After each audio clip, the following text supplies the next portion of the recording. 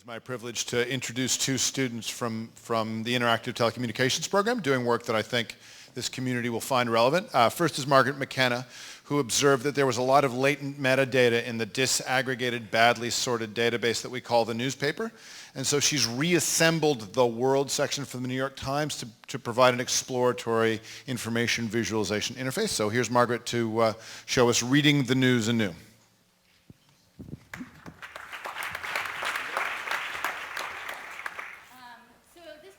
About understanding our access to international news coverage.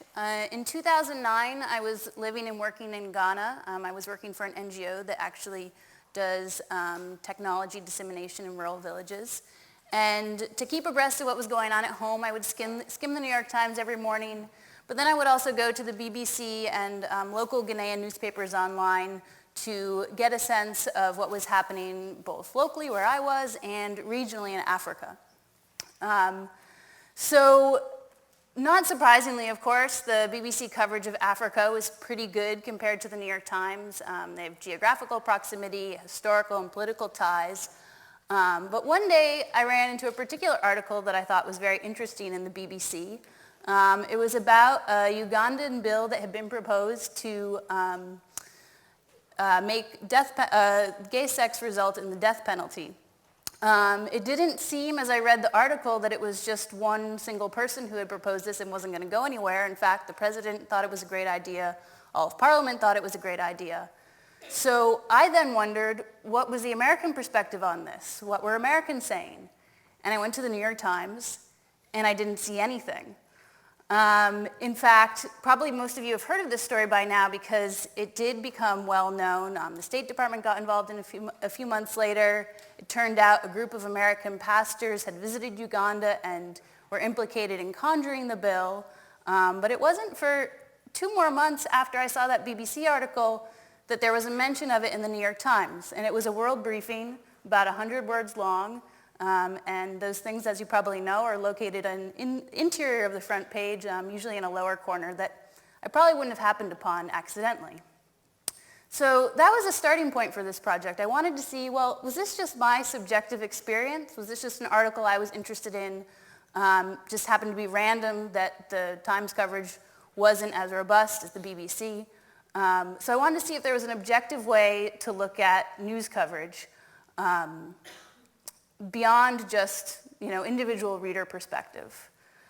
So what I came up with was a tool that does a quantitative analysis of international coverage in the Times. It looks at 2 very simple metrics, just number of articles in the year and average words per article, because I was interested not just in frequency of reporting, but also the depth of reporting. Do you see many 100-word articles, or are there a number of front-page articles about a given region? The second part of the tool is something I sort of stumbled into as I was working on it, which is that it's a really great interface for exploring news. You can start to look at articles outside the lens of the editorial decisions made either in a print edition or online. So before I go and show you the tool itself, this is just a screenshot of it to orient you. Each circle is a single article, and the article is sized by the word count. So the smaller the article, the fewer the words. They're plotted by region and date. The regions are broken out. They're actually New York Times World sections. So you may have differences of opinion about how these regions should be grouped politically, but this is the editorial decision. So Africa, Americas, Asia, Europe, and Middle East. You see a single month in each view. And there are screens for both all articles in the month and articles broken out by topics. The topics include economic, social, political, war, and disaster. And as you can see in the middle, when an article is highlighted by mousing over, you get a white circle around it, and it gives you the title of the article. You can also click through and read the article. So,